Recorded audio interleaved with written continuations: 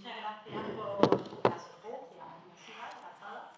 Y en nombre del Museo de Málaga os damos la bienvenida a esta actividad que ahora va a explicar el director del Instituto de Patrimonio Histórico, su correspondiente coordinador y el moderador. Bueno, yo no voy a hablar ni del contenido de la actividad ni de los ponentes, primero porque son bastante conocidos, pero sí que pensaba ahora cuando estábamos subiendo desde el patio que si hay un hilo conductor que a mí al menos me evocan ambos ponentes, ¿no? Es un poco, sin duda alguna, su inteligencia, su trabajo constante y su pasión. Y también un poco el que ambos en sus campos profesionales creo que siempre han ido más allá de los propios límites o de los límites convencionales, y eso también, pues, en definitiva, nos hace pensar que tanto la historia, la paleontología, la arqueología o la gastronomía y la cocina, sin duda alguna, lo que están es vinculada a la vida, ¿no? Y quizás por eso el entusiasmo y esta situación, ¿no? Así que muchas gracias. Le doy la palabra a Juan José Primo, director del Instituto Andaluz de Patrimonio Histórico de nuestra consejería.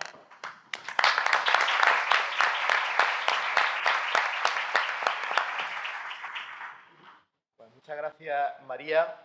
Bueno, venir a Málaga y venir al Museo de Málaga con María de directora es garantía de éxito seguro.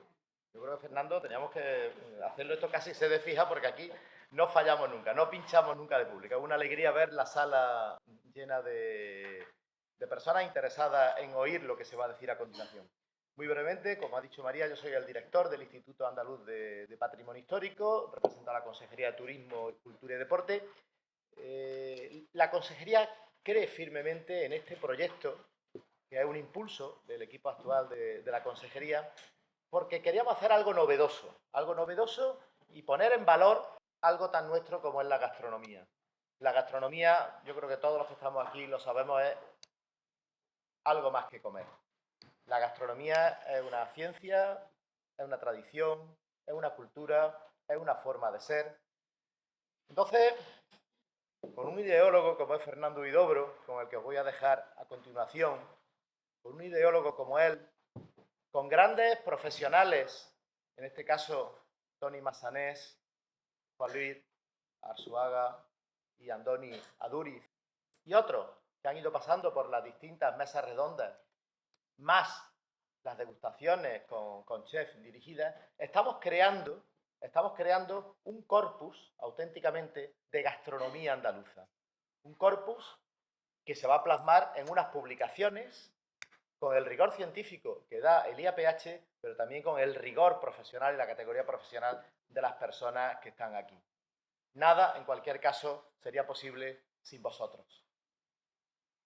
Yo creo que si un chef hablase, diría, nada sería posible sin los comensales. Bueno, pues nada sería posible de estas jornadas si no hubiese público. Gracias infinitas a Málaga por estar presente hoy aquí. Gracias, Toni. Gracias, Juan Luis. Gracias, Andoni, por acompañarnos. Y os dejo con Fernando Huidobro, que es crítico gastronómico, es abogado y es el alma de este proyecto de Andalucía Come Cultura, del proyecto de cultura gastronómica andaluza. Él es el alma, él es el que tuvo la idea, una idea brillante, que desde la Consejería de Turismo, Cultura y Deporte la hemos apoyado sin dudar, junto con el patrocinio que ofrece generosamente Unicaja y la Fundación del Olivar. Fernando.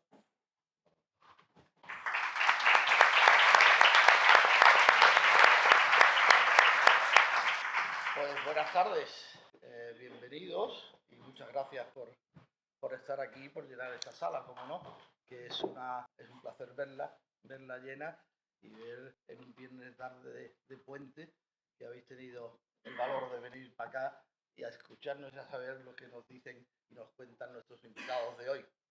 Gracias obviamente al museo, María, muchas gracias al IAP y a la Consejería de Cultura y gracias a la Fundación Unicaja, sin cuyo apoyo económico y financiero, pues todo esto no sería posible. Les voy a dar un par de pinceladas, permítanmelo, de lo que es este programa para que se entienda, porque la finalidad de nuestro programa no es otra que aunar pues los dos conceptos que lleva en su propio título, aunar la cultura, pongámosla primero porque es más importante, y la gastronomía. Dos conceptos que deben ir de la mano y que nosotros tratamos de que así sea. El planteamiento es bien simple, la gastronomía es cultura, pero por otro lado, llevarlo a cabo es complejo. La finalidad, por tanto, y el propósito es concienciarles a todos ustedes, concienciar a todos los andaluces de eso mismísimo, de que la gastronomía es cultura y forma parte de la cultura andaluza sin lugar a dudas. Ese es el propósito de este coloquio y de las acciones que estamos llevando a cabo desde este programa. De eso, y por eso, por hablar de cultura, evidentemente, este programa viene y está bajo el paraguas y la iniciativa de la Consejería de Cultura, de la Secretaría General para la Cultura de la Consejería.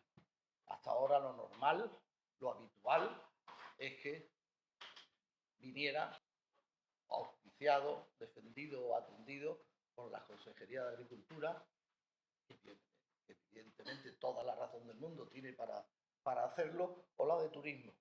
Por eso, el enfoque, como decía Juanjo ahora, tiene cierta originalidad y tiene cierto mérito en ello, en enfocarlo y poner el punto de mira en ese enfoque cultural que hasta ahora creo que en España no se ha hecho y que nosotros estamos siendo pioneros en ese sentido. ¿Con qué medios contamos? Pues hemos ya dicho también el director que estamos haciendo este tipo de coloquios, hemos hecho talleres en los que se muestra la evolución de la cocina, talleres de cocina en restaurantes de nombre, en restaurantes de prestigio de Andalucía, como Jaén, aquí en Málaga se hará el año que viene, en Cádiz, etcétera. Con esos medios y si contamos con el apoyo y que hoy estamos juntando aquí de todos ustedes y que espero que Unicaja y que la Consejería estimen para que el año que viene podamos hacer muchas más actividades y dar continuidad a este programa que solo tiene 4 meses de existencia, es decir, una vida realmente corta todavía, por lo que esperemos que nos quede tiempo para hacer muchas más actividades. No cabe duda, por tanto, de que la cultura, de que la gastronomía forma parte de la cultura de una manera obvia y patente al día de hoy. No cabe duda de que en esta cultura, con esa base tan amplia y que muchos han dado en llamar hipercultura, porque abarca cada vez más, no cabe duda de que la gastronomía tiene un sitio de importancia y un lugar en ella muy destacado. Piensen nada más y nada menos en un día cualquiera de nuestras vidas. Si abrimos un periódico, vemos secciones de gastronomía. Si nos vamos a economía o a las páginas Salmón, también la vemos. Si nos vamos a la televisión, pues no cabe duda de que la gastronomía está en todas partes, no solamente en los programas de receta o en los Masterchef, sino también en las propias series, en las películas. La gastronomía cada vez está más presente. Por ejemplo, el Festival de Cine de San Sebastián tiene una sección, ¿verdad, Antoni?, de cine gastronómico, y el Festival de Cine de Málaga también la tiene. Está presente en nuestro ocio, está presente en toda nuestra vida permanente. Luego, por tanto y por consiguiente, no cabe dudar ni decir otra cosa que la gastronomía forma parte de nuestra cultura, de nuestra forma de vida, de nuestra manera de entender la vida y de vivirla. No cabe duda, por tanto, que la gastronomía es un hecho cultural. Y nosotros entendemos que tan hecho cultural son las obras del Museo Picasso aquí, vecino, como los gazpachos andaluces. Y nosotros entendemos que las obras o lo que se exhibe y muestra y guarda en este Museo de Málaga, pues es tan hecho cultural como lo puede hacer un gazpachuelo malagueño. Muchos se echarán la mano a la cabeza, pero no deja de ser una realidad con la que vivimos y con la que convivimos.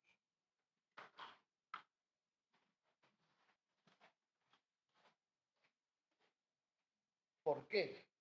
Pues simple y llanamente porque cuenta de nosotros, porque habla de nuestro pasado, porque habla de lo que somos, de lo que hemos sido, de lo que vivimos, de nuestra alegría, de nuestras penas. Está permanentemente contando lo que es la cultura andaluza, lo que somos los andaluces. Y de ahí, obviamente, pues nuestro lema, Andalucía come cultura.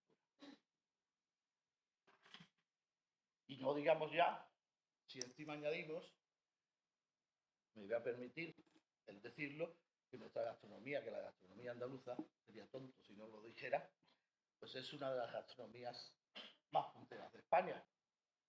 Nuestro recetario, tan amplísimo como es y tan antiguo, y nuestra despensa, y los cocineros y la restauración de hoy día, nos permite decirlo con toda claridad y en la más alta voz que se pueda. Andalucía es hoy un sitio donde muchos de los gastrónomos que yo conozco están deseando venir a comer y a disfrutar de lo que la gastronomía andaluza ofrece.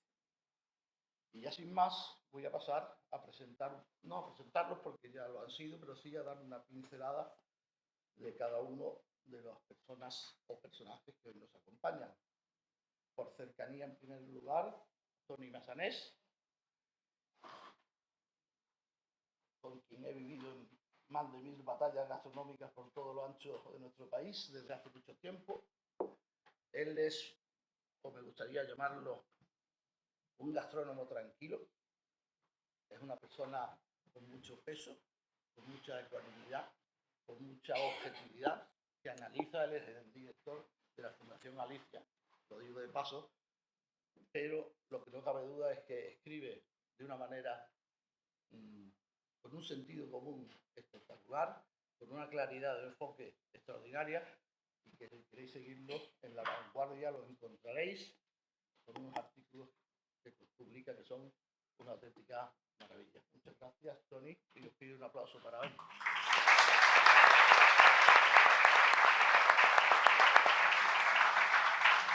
A continuación, Andoni, viejo amigo ya también, y sobre todo desde el día en que por primera vez fui al restaurante Mugaris, en el Rentería, en Guipúzcoa, me convertí en un fan absoluto y feroz de su gastronomía y su manera de entender la restauración, la comida, etcétera, etcétera, etcétera. Por lo contrario que Toni, Andoni es un cocinero en ebullición, no solamente por su pasado en el restaurante El Bulli y por haber formado parte de esa revolución, famosa revolución de la gastronomía española, sino porque su cabeza va a 1000 revoluciones por minuto, y desde aquella revolución hasta hoy él no ha bajado la intensidad y sigue yendo a todo meter por la vida y haciendo cosas nuevas y llevando la gastronomía española por el mundo entero.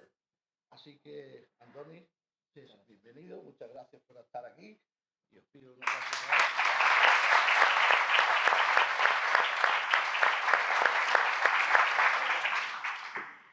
Y por último, Juan Luis Arzuaga. Don Juan Luis, bienvenido a Andalucía, bienvenido a Málaga. Es al que menos conozco y he tenido el placer de conocer esta mañana, pero basta estar con él un rato para darse cuenta de la brillantísima mente que tiene, aparte de ser catedrático y ser paleontólogo, antropólogo, escritor, etcétera, etcétera. Tiene una manera de pensar tremendamente abierta, tremendamente culta y muy barogiana, según él mismo dice y comenta. Así que Juan Luis, al que yo me atrevería a calificar de un provocador del pensamiento, creo que en esta casa te sentirás como en la tuya, porque estás rodeado de tu propio campo. Bienvenido y muchísimas gracias por aceptar nuestra invitación.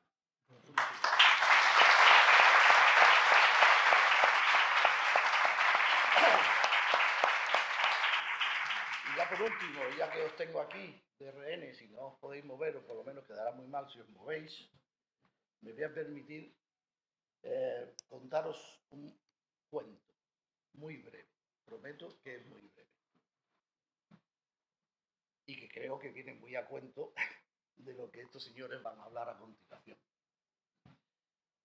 Aquel día, a nuestros prehistóricos antepasados, aún párvulos en su manejo, se les descontroló el fuego de su caverna.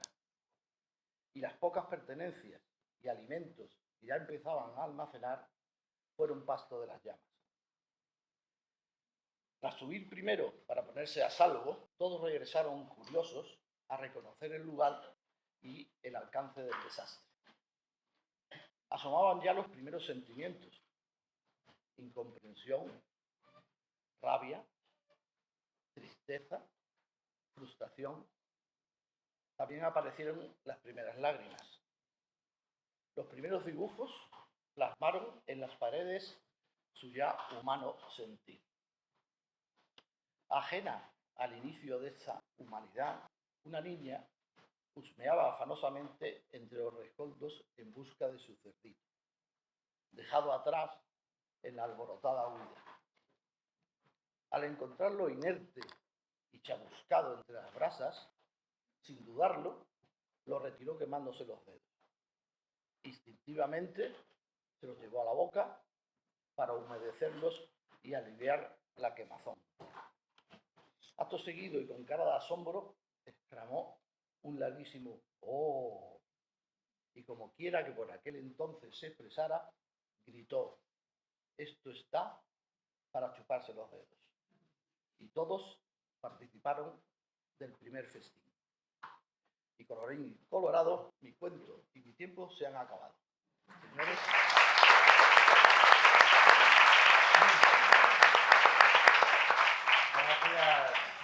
Gracias Fernando, gracias por tus palabras. Pues bienvenidos al festín, ¿no? No será el primero, pero... ¿me habéis oído hasta ahora? Gracias una vez más, gracias al museo, gracias a Patri. No, ahora no, es en rojo, ahora sí. Ahora sí, tengo que estar más cerca. ¿Me oís? ¿No? Pues esto, una vez agradecido, deciros que esto va a ser una degustación. Cuando Fernando me propuso que de este magnífico programa andaluz de cultura gastronómica podía proponer y moderar una sesión, pues yo, como soy metódico, dije, bueno, vale, vamos a ver a quién llamamos. Con la A Duriz, a Arzuaga. Si uno hubiese fallado, ya venía Arzac, luego no, íbamos... No, evidentemente no es cierto. Yo lo que le dije, y eso sí que es cierto, de que vamos a todas, vamos al top. Y el top son estos dos señores que están aquí. Y dijimos, ¿lo intentamos? Me dijo Fernando, lo intentamos, y si no, pues no, y habrá tiempo de rebajar planteamientos. Y no tuvimos, por suerte, no tuvimos que hacerlo. Y si están aquí es porque ya intuyen, ¿no? Porque los hemos escogido, pero por si alguien no lo sabe, se va a dar cuenta en muy poco tiempo. Estamos al lado, ustedes delante, de dos de las cabezas pensantes más brillantes de nuestro país, por lo menos. Y lo digo sin ni un punto de exageración. Y si se trata de hablar de lo que teníamos que hablar, que es de gastronomía, de comida, de cocina, si quieren, y de cultura, seguramente de las dos personas que pueden dialogar con un recorrido más amplio, más pluridisciplinar, más intelectualmente provechoso y apetitoso sobre el tema. Y esto al final es lo que intentaré, voy a hablar poco, ¿no? Intentaré que no solo que nos ciñamos un poco a este recorrido y todas sus bifurcaciones, porque tienen mucho que, evidentemente, que contarnos. Pero dejadme decir una cosa, Málaga. Felicidades, ¿no? Porque antes Fernando evidentemente hablaba de las relaciones entre comida o entre gastronomía y cultura. Que tengamos un auditorio así de repleto, ¿no? con no nos engañemos, al final un paleoantropólogo y un chef raro, pero raro. Esto dice mucho evidentemente de ellos, ya lo he dicho, pero sobre todo dice mucho de vuestro nivel y de vuestro interés cultural. Por tanto, también felicitaros por estar aquí y empecemos ya con la degustación. La cosa es esta, al final es moverse por todas las acepciones de cultura, la acepción más antropológica, la acepción, si queréis, también de cultivo, las acepciones de alta cultura, ¿no? De cultura como conocimiento que tiende al arte, también en todas la creatividad, etcétera, etcétera, ¿no? Y relacionada con la gastronomía. Y ver un poco su evolución, no solo en el principio del que nos hablaba Huidobro, aunque empezaremos por ahí, pero también, evidentemente, llegando a nuestros días y pensando en el futuro. Porque, como nos ha enseñado Juan Luis antes, lo más antiguo no es lo más importante, no tiene por qué ser lo más importante. Pero empecemos un poco ordenados, luego ya os desordenáis vosotros. Y empiezo contigo y luego... había un animal, ¿no? Que iba buscando comida, ¿no? Y el motor para encontrar comida, en principio, es la curiosidad, ¿no? O sea, damos un paso más porque esta fruta no está madura, ¿no? No me gusta, etcétera, etcétera, ¿no? Hasta que uno encuentra una fruta que es muy amarga, ¿no? Y en lugar de dar 100 metros más, lo que hace es prensarla y hacer aceite, ¿no? De la curiosidad a la creatividad. Cuéntanos un poco, Juan Luis, este momento. Bueno, lo primero que quería era saludaros y deciros que estoy encantado de estar aquí de todo corazón. Por supuesto, es un placer. Vengo, no necesariamente a las conferencias, pero vengo siempre que puedo a Málaga, siempre que puedo visito este museo, por otro lado. Así que por estas salas me he paseado, en esta antigua aduana he disfrutado. Además, me lo he imaginado en el pasado. Una de las cosas, para mí, la gran aportación de las ciencias históricas, llamen en particular la arqueología, ¿no? Pero o la paleontología, es que nos permite vivir otras vidas. Los que no creemos en la reencarnación estamos condenados a vivir solo nuestra vida, la que tenemos ahora, en ocasiones gris o con frecuencia monótona y vulgar en muchos casos, pero en muchos momentos, pero gracias a la historia, gracias a la arqueología, tenemos la posibilidad de vivir otras vidas diferentes de la nuestra viajando en el tiempo. Y eso es lo que nos proporcionan los descubrimientos. De manera que yo puedo decir que vivo y he vivido muchas vidas aparte de la mía. He sido, por supuesto, prehistórico, he sido pintor en una cueva, de cada vez que visito uno de los lugares importantes o humildes, no necesariamente importantes, de la arqueología donde la historia se ha condensado, se ha coagulado, ahí me conecto como si fuera una máquina del tiempo y viajo hasta ese momento.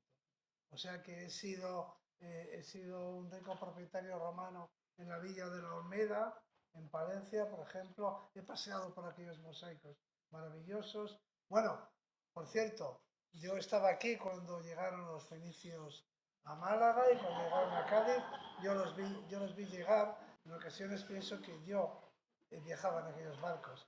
Desde luego los he estudiado a los fenicios, así que de alguna forma me identifico con ellos. Pero posteriormente, este teatro romano de aquí al lado, yo aquí he asistido a muchas representaciones, algunas cuando fui romano, algunas de aquellas representaciones pues basadas en tragedias griegas, que son muy serias, o en comedias griegas, como Las nubes de Aristófanes, otras veces óperas bufas, espectáculos populares, pero he pasado grandes ratos en ese teatro. Luego, cuando ese teatro desapareció, pues viví aquí en la época islámica, recuerdo muy bien, asistíamos también, fue un momento de esplendor cultural, disfruté mucho también de aquello. Luego más tarde, en este Palacio de la Aduana, yo aquí he hecho muchos trámites, muchas gestiones. Yo fui marino, en el siglo XIX y venía aquí pues, a entregar los papeles y la documentación del barco. Recuerdo que en aquella época los marinos se debían vestir, no como ahora. Vestíamos todos como corto maltés, si sabéis a lo que me refiero. Es decir, que gracias a la historia eso nos permite vivir innumerables vidas continuamente, cada día una vida distinta. Por eso yo creo que debéis frecuentar la historia porque así ensancharéis vuestras vidas y veréis muchas vidas en una sola. Y yo en esta aduana, que ahora está convertida en museo, donde disfruto como museo, pero me acuerdo de aquel bullicio, de aquel ajetreo, cuando esto era una aduana. Después, cuando fue, o antes, cuando fue fábrica de tabaco también, pero sobre todo la época de la aduana, con marinos entrando, empresarios, funcionarios, aquello era un hervidero. Qué buenos tiempos también. Bueno, pues ahora estamos aquí en este momento y que también podemos disfrutar.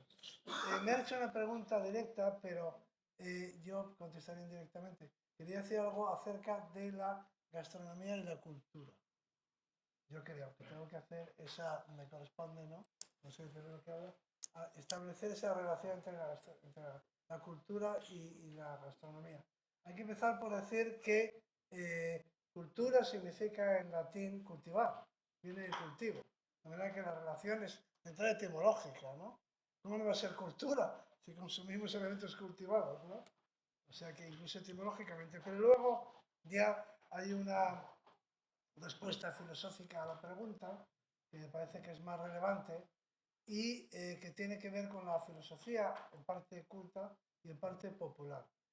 Quizá Andoni, por supuesto, lo conoce, pero hay tres preguntas fundamentales en la cultura vasca, de donde procedemos. Y nosotros somos gente que también se hace preguntas, gente de acción, pero tenemos nuestros momentos de reflexión.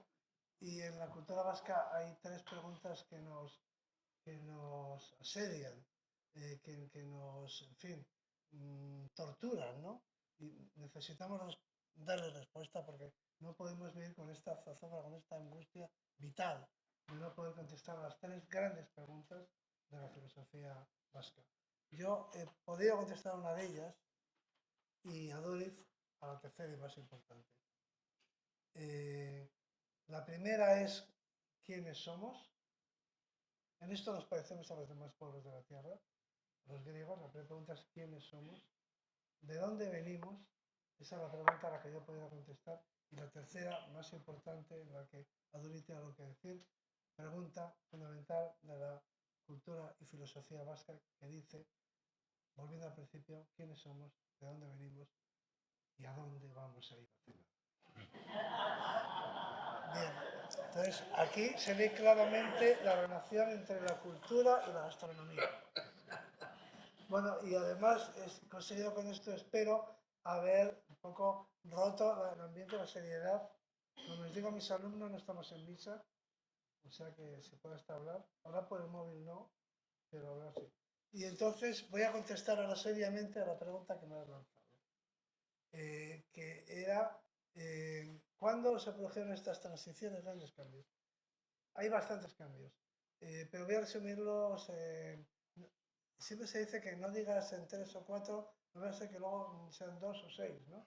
Pero no voy a decir en cuántos, en unos pocos, en grandes etapas de la evolución de la alimentación. La primera sería cuando fuimos vegetarianos, al principio del todo, la época de los australopitecos y demás, cuando fuimos exclusivamente y estrictamente vegetarianos.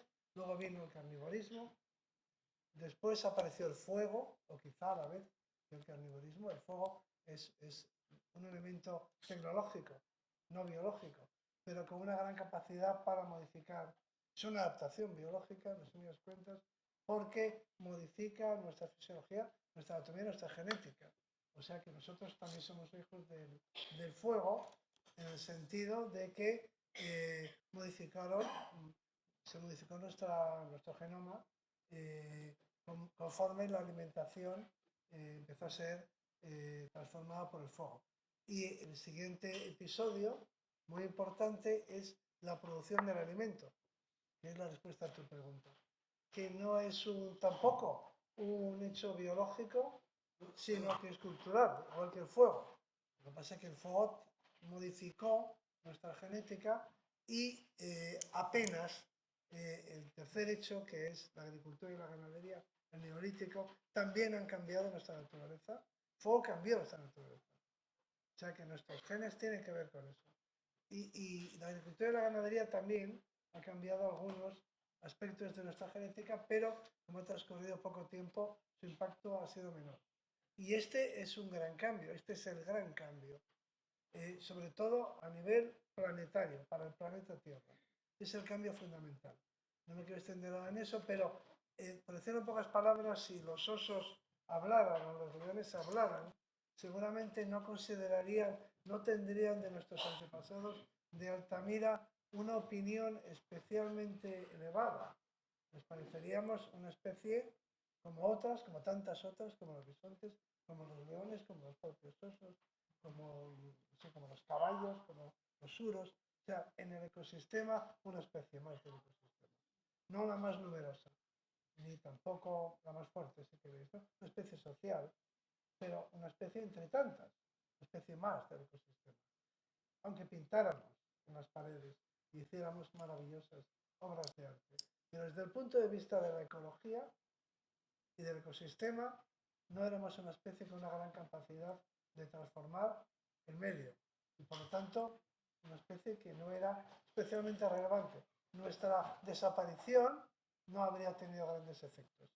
El gran cambio y la transformación del planeta se produjeron cuando pasamos de la economía basada en la extracción de alimento de la naturaleza produce el alimento y nosotros lo consumimos, a la economía de producción del alimento, que consiste en transformar los ecosistemas para convertirlos en cultivos generalmente monoespecíficos de una sola planta que proporciona alimento a una sola especie que es la nuestra. Es decir, un ecosistema a fin de cuentas se alimenta de la luz del sol y de los minerales del suelo, más el agua y el CO2.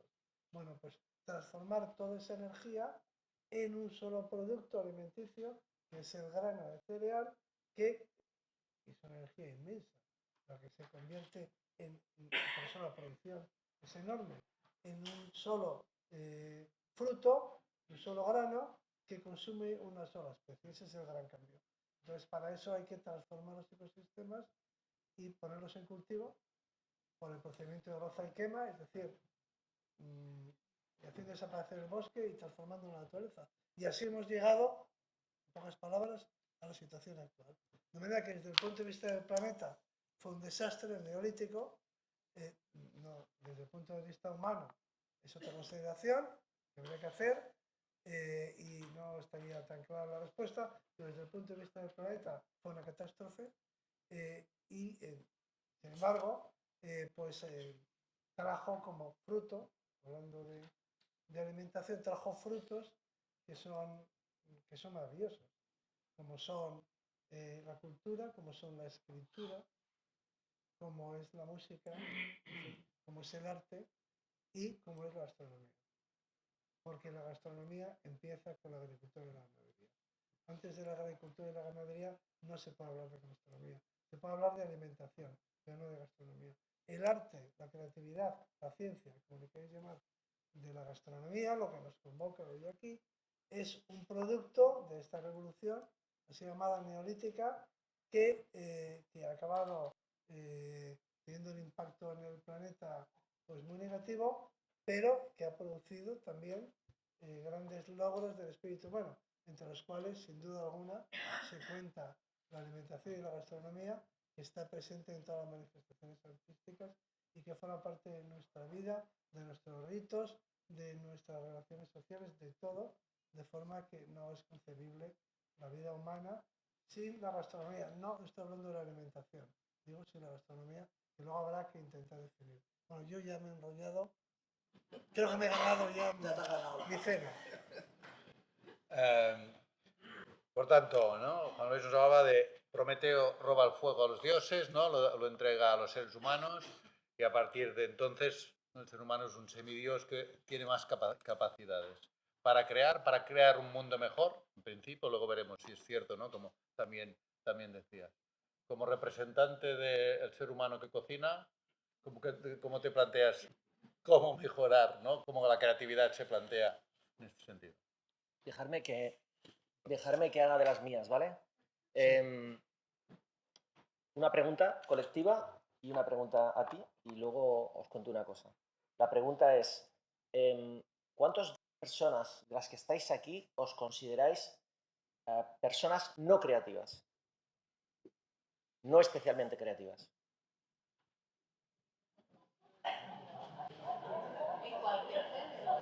No hablo en general, o sea, una concepción que... A ver, una persona... ¿De aquí alguien ha levantado la mano por aquí? Vale.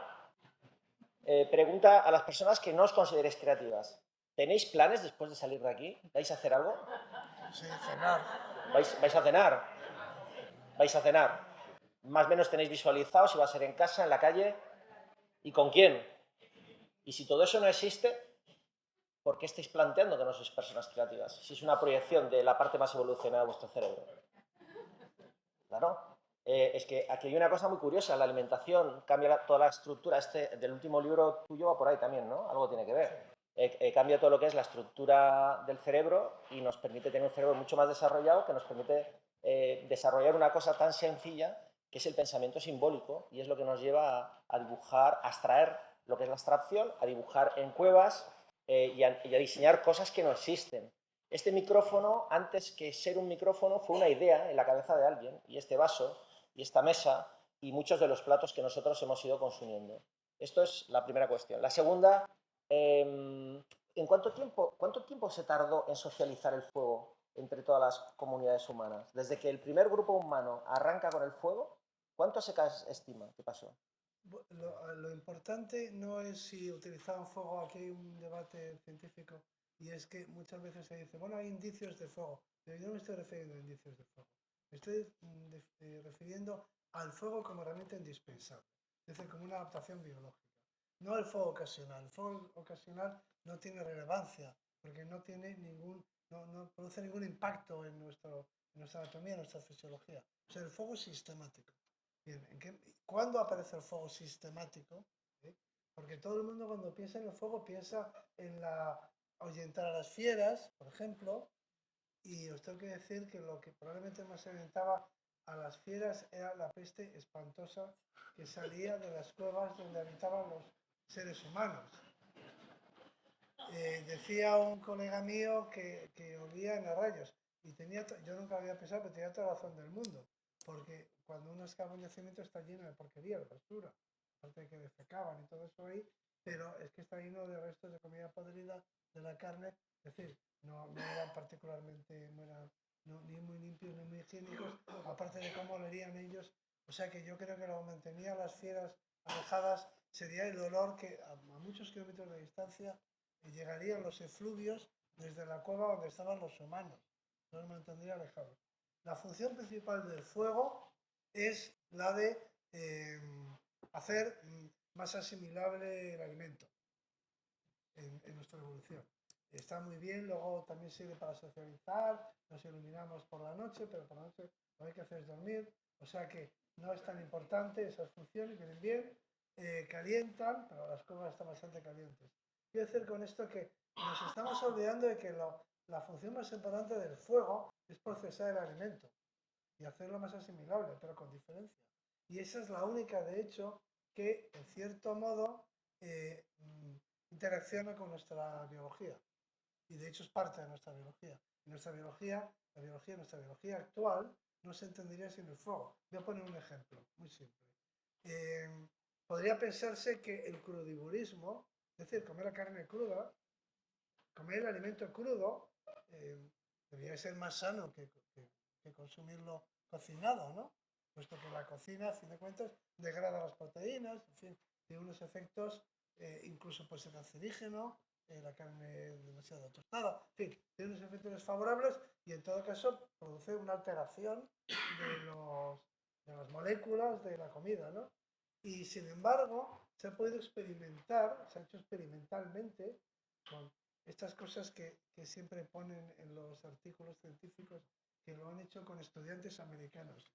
Siempre dicen, una muestra de 25 estudiantes, Yo creo que los pueblos centroamericanos deben tener muy buena voluntad y buena disposición, porque hacen muchos experimentos. Entonces han hecho experimentos con estudiantes americanos y ha resultado que el crudivorismo pues no es sostenible. Una alimentación a base de, bueno, a base de carne cruda es imposible directamente. Hay que estar masticando todo el día, literalmente todo el día, para obtener un número muy exiguo de calorías, pero lo mismo sucede con el alimento vegetal. ¿Qué os quiero decir con esto?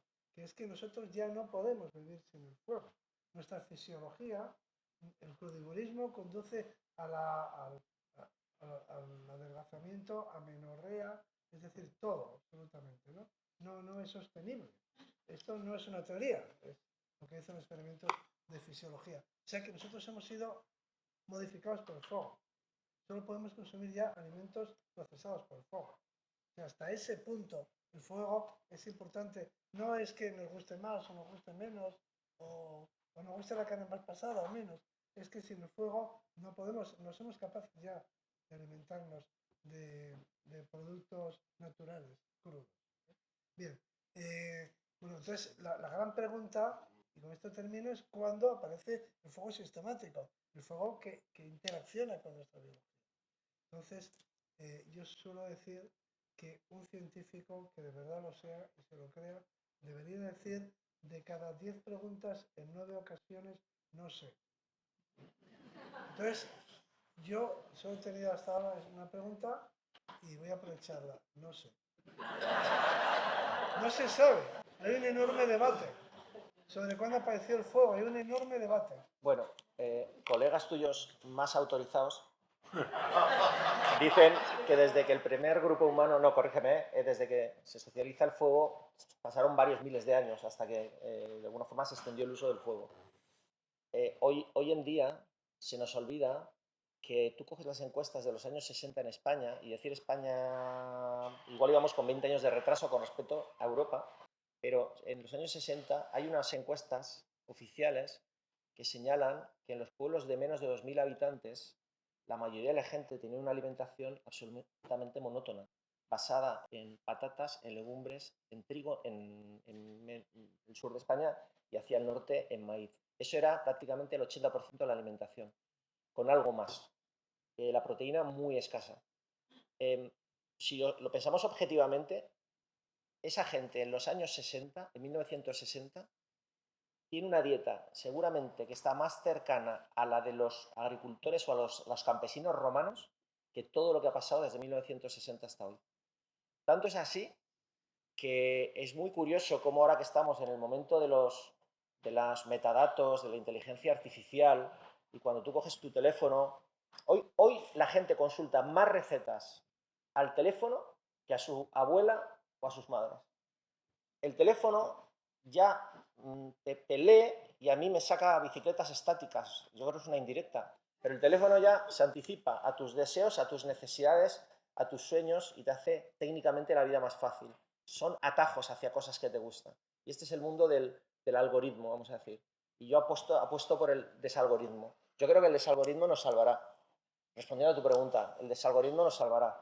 No quiere decir que hagamos todo lo que no nos gusta, sino que aprovechemos todos esos atajos que nos permiten tener más tiempo para dedicarle un poco de tiempo a hacer cosas que no haríamos nunca, a comer cosas que no comeríamos nunca, a visitar cosas que no visitaríamos nunca. Y como no me quiero ser menos que Arzuaga con el tema de a dónde vamos o quiénes somos, a dónde vamos y dónde vamos a cenar, tengo que decir, como buen vasco, mi hijo me pidió una mascota porque estaban en la escuela todos los niños, que si mascotas, que si perros, que si gatos, y yo le dije, mira, aquí la única mascota que va a entrar es un centollo o unas gambas, y van a durar un día. Entonces es muy próximo culturalmente a los barogianos. Los barogianos. Adopta un centollo, ¿no? Claro, pero va a durar un día, ¿eh? El centollo va a durar un día. No, estamos en un momento de desafío. No le pongas nombre, que luego le cogen cariño y entonces no hay manera. Lo he visto en un programa de Los No, Simpsons. Sí. Oye, pero permitidme que diga una cosa. Aquí tiene tantas derivadas el tema de la alimentación que una de las derivadas, no voy a dar doctrina, pero una de las derivadas es el tema del maltrato animal, obviamente, ¿no? Y ahora tenemos una polémica con los pulpos, porque ahora sabemos que los pulpos tienen mente. No lo digo en broma, porque me pasa a mí. O sea, el pulpo es el pulpo de toda la vida. Ahora resulta que tiene mente. Mente. Pero que es verdad. O sea, que no me lo invento, que es verdad. Y entonces ya te da cosa comerte un pulpo. Lo digo en serio. Lo digo en serio.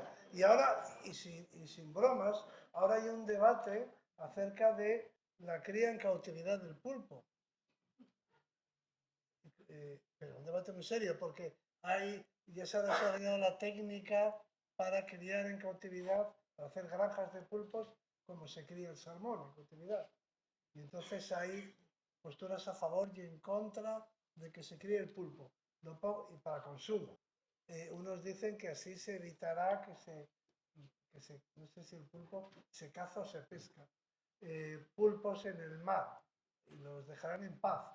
Y otros dicen que no, que se comerán los salvajes, que volverán más, y luego los otros, los de piscifactoría. Pero lo pongo como ejemplo de que la gastronomía tiene relación no solamente con el placer, como se suele decir, sino con la ecología y con la ética. O sea, la gastronomía tiene relación con todo. Por eso me han dicho al principio que es un tema filosófico y luego ha incidido, ha abundado aquí a Doris en el tema, en la cuestión filosófica. Yo envido más. Yo envido más. Yo añadiría esos otros debates que tienen que ver con, pues eso, con el medio ambiente, incluso con la ética. O sea, la gastronomía lo es todo. El tema del pulpo, que es verdad que es, que es peliagudo, pero aquí en Andalucía, en un congreso que hacéis muy interesante al que intentamos asistir cada año sobre el futuro de la alimentación y el mar, dirigido a la dirección científica es de Carlos Duarte. Carlos Duarte es uno de nuestros científicos más importantes del mar, uno de los científicos más importantes del mundo en oceanografía, perdón. Los mares. Y, y dice, es cierto, ¿no?, que los pulpos son muy listos, etc. Ahora, a la que pueden se comen otro pulpo. Sí. O sea, que ellos no tienen tantas manías. Bueno, a mí me contó Carlos una cosa que yo no sabía. Yo sabía que una hambruna se refleja hasta 2 generaciones en los genes. Esto ya está demostrado. Pero yo no sabía que, y esto me lo explicó Carlos Duarte, me dijo que ellos han publicado un artículo en el que viene a decir que cómo come tu abuela, o sea, tú eres producto de lo que ha comido tu abuela por línea materna. O sea, lo que haces de forma favorable también pasa en los genes hasta 2 generaciones. Es la epigenética. Epigenética, Tengo que exacto. poner este matiz para que se note que tengo estudios. Sí, sí. Oye, efectivamente, los últimos estudios sobre epigenética ahí, ¿no? Y cómo los cambios a esos niveles tan macro que estudiáis vosotros también pueden ser mucho más micro y por tanto la dieta de la que tú hablabas en los años 60, ¿no?, en España, la media de talla creció 10 centímetros en los años. En 10 años crecimos 10 centímetros de media de talla. Si me permites, es la humanidad. Yo tenía por ahí la cifra del 90% de las calorías que ingresaba la humanidad, la especie humana, procedían de cereales, arroz, maíz, bueno, trigo, avena, mijo y cosas así, y patata. Pero eso era como más del 90% de las calorías de la humanidad. Es impresionante. Pero tenemos esta parte, ¿no?, de creatividad, ¿no?, de la que tú, Andoni, antes hacías la encuesta. He visto que son bastante creativos aquí, ¿eh? No, está muy bien. Pero, muy bien, tenemos a alguien que crea, ¿no?, que inventa una manera de mejorar el mundo para comérselo, ¿no?, que es esta idea. Otro, ¿no? Y no todo el mundo tiene que inventarse cada vez todo, sino que generamos un sistema de conocimiento social fantástico, ¿no?, que es la base de nuestra de nuestro progreso, ¿no? Que es la evolución cultural, ¿no? Que dialoga con nuestra evolución biológica, como decías en el fuego, y por tanto creamos las culturas alimentarias. ¿Esto cómo funciona? Bueno, dejarme que haga una... Voy a responder a lo Arsuaga, es decir, como me dé la gana. Una pregunta, ¿alguien por aquí que tenga un hijo como de 10 años? ¿O un nieto? O no sé, algo de 10 años. O está mal la demografía en Málaga, o, Vale, o el más o menos. perfil Quien de dice, edad. claro, quien dice 10, dice 9 o dice 11. Yo claro, a un chaval o una chavala de 10 años, cuando le pregunten en el futuro, por ejemplo, por decir algo, porque sus padres les llevaban a comer a un japonés que hay aquí en Málaga, cuando le pregunten en el futuro, oye, ¿desde cuándo comías tus sushis? Y dirá, de toda la vida. De toda la vida. Claro, es que de toda la vida, para una persona de 10 años son 10 años. O sea, ya está, no hay más que decir. ¿Qué ocurre? Nosotros nacemos todos con una suerte de libro debajo del brazo, con unos códigos. Yo nací con el libro de la cocina vasca, otros nacen con el libro de la cocina catalana, el libro de la cocina andaluza. Y a mí me suele gustar hacer la metáfora de que, de alguna forma, la lengua es una llave que abre la puerta de ese manual. La gran pregunta, yo creo, el desafío que tenemos es que sabiendo que al final somos producto de la cultura, que estamos hablando de cultura, nosotros tenemos la capacidad de conseguir que esa lengua sea una lengua maestra, que sea una lengua curiosa, y quitar algunas páginas de ese libro hacia hacerlo mucho más cosmopolita.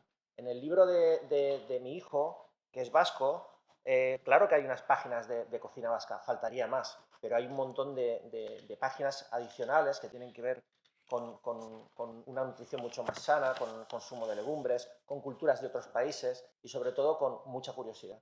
Yo le he cultivado la curiosidad. Quiero decir que sabemos que venimos en muy pocas décadas, hemos pegado un salto escandaloso de haber estado comiendo durante miles de años prácticamente de la misma manera la mayoría, porque luego lo que nos ha llegado son manuales, o sea, tenemos libros a lo largo de todo el siglo XX que no reflejan lo que comía la mayoría. Todo lo que es el Gorro Blanco, todo lo que son los libros de la Marquesa Paravere, esos no son los libros, o sea, las estadísticas no dicen que eso es lo que comía la gente. Está esa realidad y luego el cambio que hemos pegado a partir de los años 60 del desarrollismo, sobre todo a partir de ahí. Ahora comemos de una forma distinta. Estaba hablando lo del fuego, que costó mucho socializar lo que es el uso del fuego, pero resulta que es que en muy pocos años ya estamos cambiando a velocidades escandalosas todo, la forma de comer. La gente ya no come un primero, un segundo y un postre. Ahora en los hogares la gente come un plato y quizá algo de fruta o un yogur o lo que sea, o un postre. Es decir, hemos cambiado la manera de comer, hemos cambiado un montón de códigos que nos han venido acompañando durante muchísimo tiempo.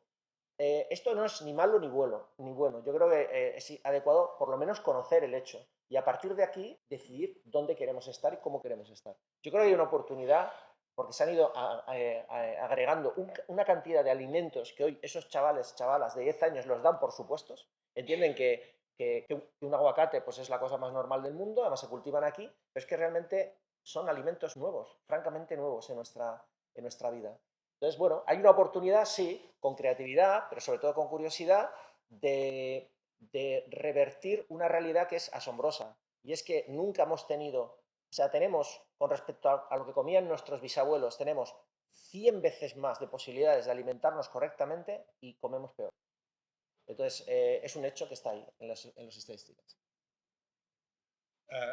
No, una matización personal. Yo venía con un libro, mi madre es andaluza, o sea, venía con el libro de la cocina andaluza, mi abuela paterna es aragonesa, por tanto también con una parte, ¿no? Y al final así nos construimos, efectivamente. Pero lo que has dicho al final, ¿no?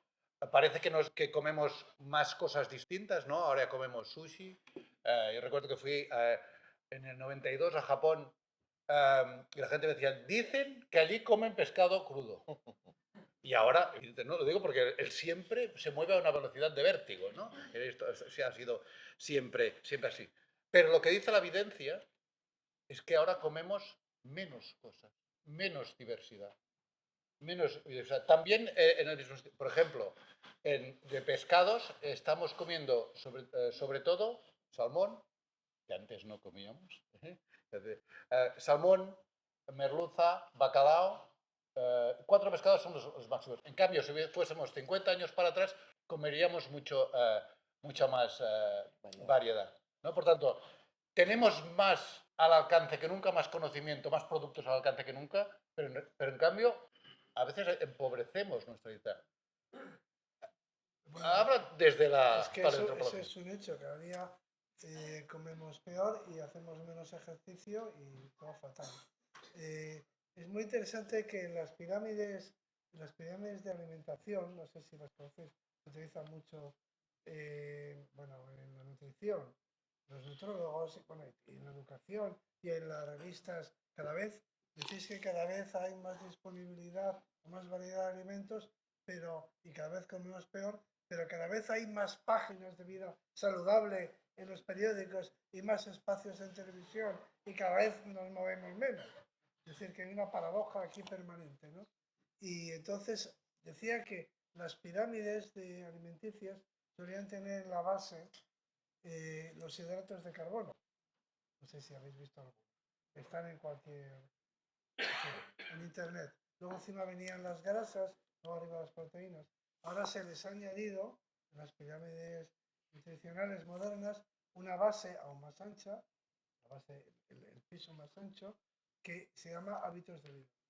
Es decir, que no solamente cuenta las proteínas que consumes, sino las proteínas que gastas para obtener, ¿no? Es decir, las calorías. O sea, el cálculo, el auténtico cálculo, no es cuántas calorías te proporciona este alimento, sino cuántas calorías te proporciona este alimento menos las calorías que has invertido para conseguirlo. Así es como funcionan las cosas en la naturaleza. Y resulta que nosotros la resta es cero. O sea, cuántas calorías tiene este producto menos cero, porque no he gastado ni media caloría para obtener esta bandeja, ¿no? Entonces, este estilo de vida lleva a que la recomendación de la OMS...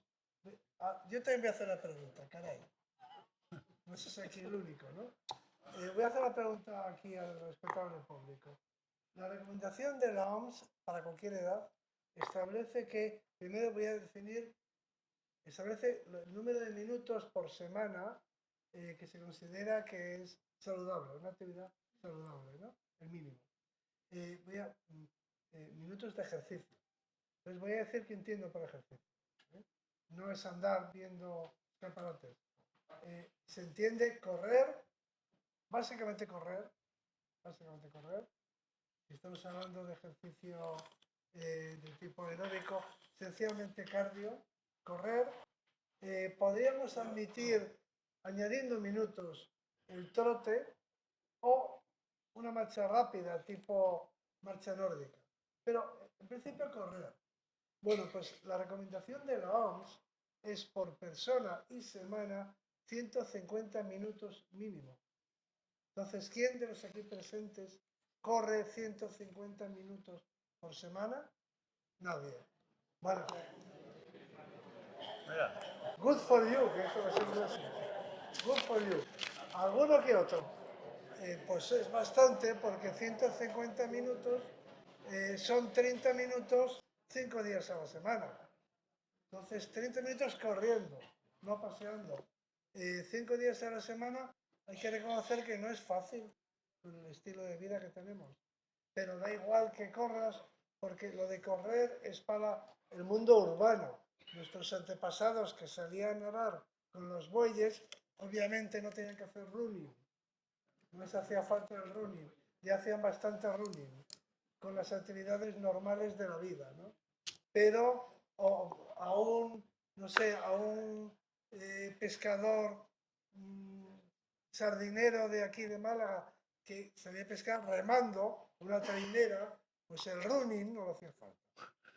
Pero nosotros nos hace falta porque ni remamos a la trainera, ni salimos a arar con nadado romano, como decía Aduriz, con los bueyes, ni nada. O sea que deberíamos hacer 150 minutos. 5 días a razón de 30 minutos corriendo. Corriendo quiere decir subiendo pulsaciones y sudando. Pero no hacemos ninguno. ¿Y por qué? Pues porque tenemos un estilo de vida o nos hemos montado este estilo de vida. O sea, no sé por qué no lo hacemos. Porque lo cierto es que 30 minutos al día se pueden sacar. Pero no lo sacamos. como puedes ver, uno no deja de tener siempre esta vocación pedagógica, ¿no? Pero es verdad,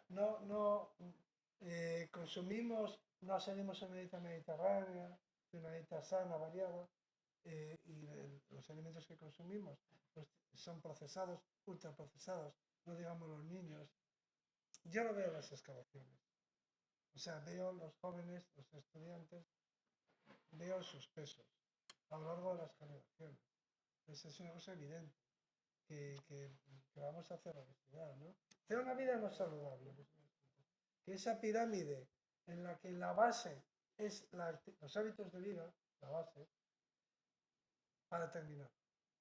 Yo resumo toda mi investigación a lo largo de tantos años y todas mis reflexiones también en otro producto filosófico, como el producto con el que he empezado. O sea, mi gran aportación cuando yo ya no esté, lo que se recordará de mí como mi gran aportación a la humanidad será la siguiente frase que resume todo este pensamiento que llevo desarrollando esta tarde. Se resume en lo siguiente, 2 puntos. No te lleves la silla a la playa. Esta es mi aportación. Deja la silla en casa. No vayas con la silla a la playa, mucho menos con la nevera, mucho menos con el bote de cerveza. Entonces, ¿cómo? ¿Qué 150 minutos ni qué 150 minutos si la gente se va a un sofá a la playa? Pues, ¿te parece que con esto pasaría la historia o no? Estoy convencidísimo que sí. Vale, estamos en alimentación nutricional, ¿no? Y en los problemas que representa. Luego igual nos vamos a la sostenibilidad, pero yo quiero aprovechar para ir a otra de estas acepciones culturales de la gastronomía, ¿no? En todas las culturas alimentarias, además de desarrollar estrategias alimentarias que tienden a ser sanas y sostenibles, más o menos, y ahora estamos donde estamos, algún día, ¿no? Por Navidad o en el banquete platónico, ¿no? Hay un banquete, ¿no? Una cena o una comida que es excepcional, que trasciende esa idea, ¿no? O que trasciende más claramente esa idea de alimentación. Primero tú y luego Andoni. ¿Por qué los humanos hacemos estas cosas? ¿Por qué los humanos celebramos fiestas en la mesa, ¿no? Cuando celebramos fiestas para celebrar acontecimientos, para destacar, ¿no? Para realzar momentos importantes. Esto, por cierto, me recordaba un consejo que también quería daros, y es que si los caníbales os invitan a cenar, plantearos que a lo mejor vosotros sois la cena. Voy así ofreciendo consejos útiles a Para la el día a gente, día. pero para el día a día, sí. Para el día te puedo invitar unos caníbales. Esto es una cosa que se dice también en el mundo de como metáfora, en el mundo de la economía. Si alguien que no es de fiar, y en cualquier mundo, te invita a unirte a ellos, a lo mejor es que tú eres la cena. Plantéatelo. Es decir, era una metáfora.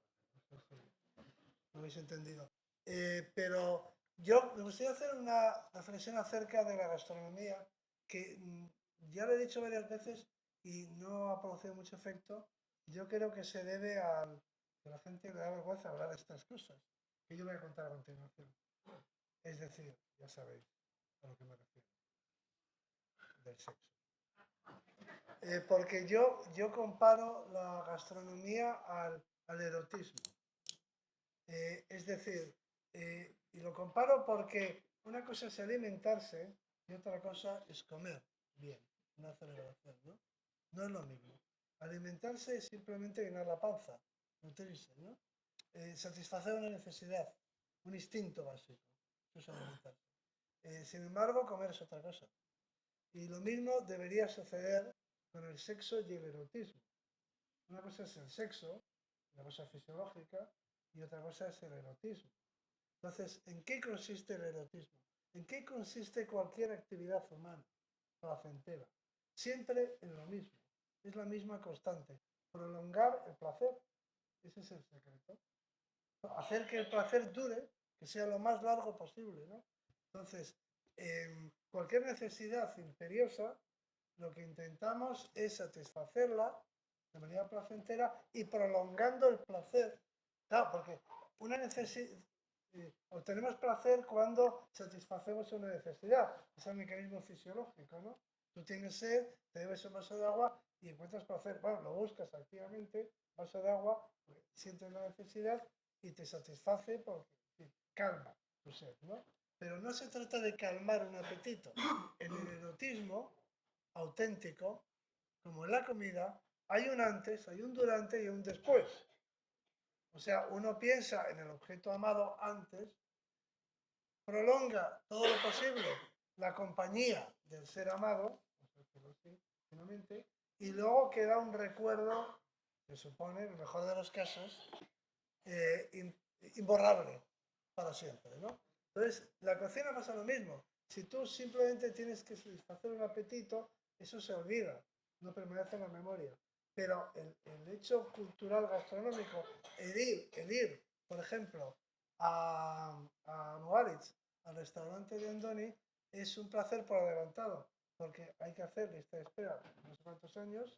Entonces, que eso es una parte que lo hace a propósito, para prolongar el placer, porque eso te mantiene una ilusión, ¿vale? Porque la ilusión es lo que nos nutre, y si estás 3 años para que te den mesa, pues 3 años que disfrutas, ¿no? Así, ¿no?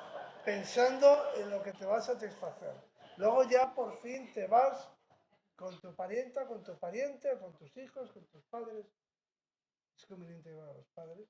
No nos acordamos nunca de los padres. Es conveniente llevar a los padres, darles también este tipo de alegrías. Y entonces... Y ya que van, que paguen y el placer es doble. Exacto. Exacto. El día pasado me decía una señora que cuando los padres se están comiendo con los hijos mayores y con los hijos ya mayores y con la familia política, con las parejas, ¿no? Me decía, me daba este consejo, los padres tienen que tener la boca cerrada y la cartera abierta. Me pareció muy razonable, ¿no? Bueno, entonces, luego llegas a Mugaritz y allí te ponen no sé cuántos platos. ¿Por qué lo hacen? Pues para prolongar tu placer, para que ese acto de satisfacción del apetito se prolongue, se prolongue. Y luego posteriormente, durante el resto de tu vida, o hasta cuando vuelvas, recordarás ese momento. O sea que el secreto de la gastronomía es hacer algo, convertir un apetito, una necesidad, en un placer, en un largo placer. Ese es el secreto. No hay otro. Ahora tú, Por Andoni. cierto, en el caso de las setas, si encima vas tú a por las setas, esto es muy vasco, bueno, ya de toda España, si encima vas tú a por las setas, todavía más placer. Bueno, yo creo que la gastronomía siempre ha estado en el marco de lo cotidiano y cuando tienes la oportunidad de saltarlo a lo excepcional, pues al final se convierte en un hecho pues, no sé, sociológico, ¿no? Yo recuerdo que el último libro que he leído de antropología y alimentación en el País Vasco, le preguntaban es un libro de los años 80, y le preguntaban a abuelas, a monas de 80 y pico y 90 años, es decir, de gente que nació a finales del siglo XIX, principios del XX, les preguntaban cosas vinculadas a la alimentación que habían tenido. Y era muy curioso porque había la comida del entierro, porque venían familiares y entonces se preparaba una comida especial. Hablaban de la comida de los días muy especiales porque había habido una boda o bueno, de momentos así como muy excepcionales, ¿no? Se tiraba un poco la casa por la ventana. Y eso es una constante que además vemos que se repite, yo creo, en todas las culturas del mundo. En Chiapas, por ejemplo, hay una fiesta con chinchines y con una especie de cabezudos, que ellos lo que hacen es, los días que dura la fiesta, se vuelven locos. O sea, es el exceso. El exceso. Se prepara muchísima comida para, de alguna forma, exorcizar todas las hambres pasadas y todas las penurias anteriores, ¿no? Yo creo que es un hecho en ese sentido muy humano y por eso se da, ¿no? Y cuando tú te planteas, ¿no? como chamán de estos banquetes extraordinarios, ¿no? Ya entrados en un sitio donde vienen, ¿no? A todo lo que ha explicado antes Juan Luis. Y teniendo en cuenta que tú no fuiste el que inventó lo del fuego, has inventado otras cosas, pero el fuego ¿no? Lo aprendiste de otro, ¿no? Tú estás creando, tu equipo, está creando por un lado, por otro lado, estás interpretando sabiduría. ¿Cómo se combina esta receta? ¿Cómo se forma el algoritmo de, ¿no? Cultura alimentaria, de donde sea, ¿no? Tú viajas todo el día, ¿no? ¿no? A veces has contado cómo vas a cazar ideas, ¿no? A otros lugares y por otro lado, lo que no está como valor, ¿no? Lo que antes no estaba como valor. Bueno, nosotros la manera que tenemos de trabajar es bastante... nos quitamos un poco peso a la mochila porque si no sería imposible. Si todo lo que hacemos lo pasáramos por filtros muy finos, evidentemente estaríamos bloqueados, ¿no? Nosotros somos un proyecto que de alguna manera buscamos. El mundo de la gastronomía es un mundo de certezas. Es un mundo donde sabemos que si tú consigues ofrecer algo que sabes que va a gustar a una mayoría de público, potencialmente vas a tener más clientes. Si tú funcionas sobre los códigos que ya están establecidos y asumidos socialmente en una comunidad, pues lógicamente te acercas más a la gente que si haces o si propones cosas muy distintas, propuestas nuevas. Nosotros estamos en las propuestas nuevas. Estamos a mí me suele gustar decir, estamos en el punto ciego del coche, del vehículo de la gastronomía. O sea, estamos ofreciendo un tipo de placer distinto. No es el placer de reencontrarte con tu pasado, no es el placer de reconstruir un imaginario que al final se define como, yo qué sé, como una tradición. No, nosotros estamos tratando de buscar el placer de las personas que quieren hacer una travesía por lo diferente, por cuestiones que en un momento dado se han planteado y a veces no tienen respuesta, pero nos llevan a caminos nuevos, ¿no? Estamos ahí. Lo que pasa es que lo llevamos contando todo el tiempo.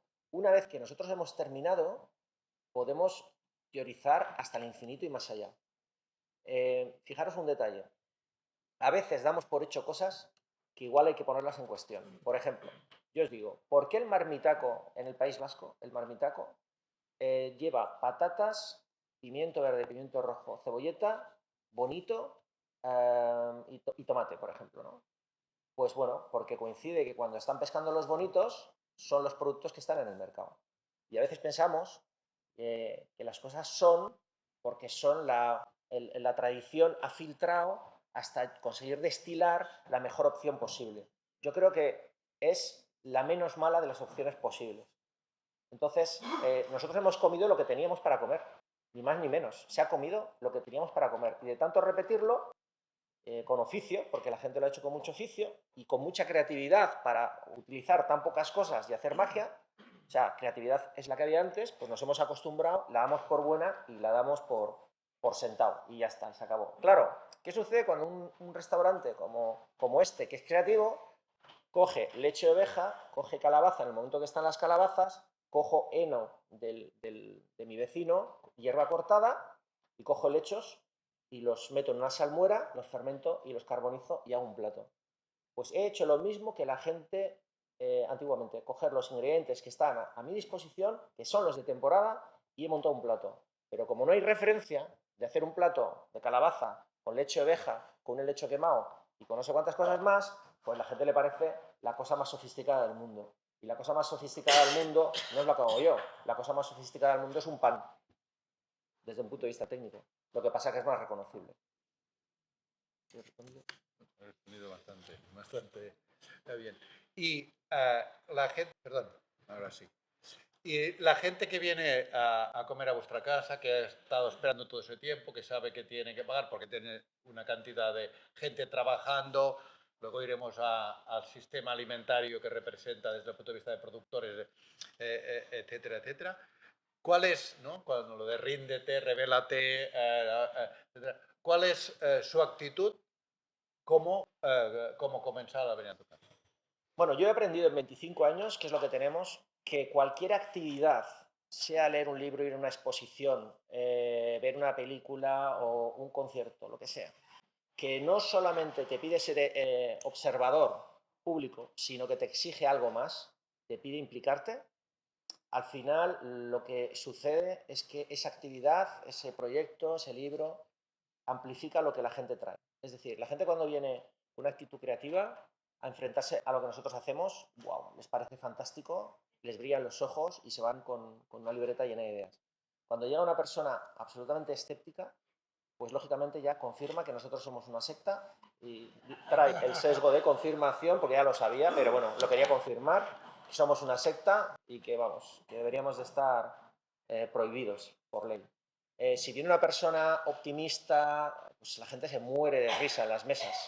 Es decir, en el fondo nosotros somos amplificadores del alma de la gente, si me permitís. Yo tengo, mi mujer tiene un tío que siempre que me lo cruzo es la negatividad personificada. O sea, le digo, vamos a hacer este proyecto nuevo. Uy, no va a funcionar. Y yo, ya estamos.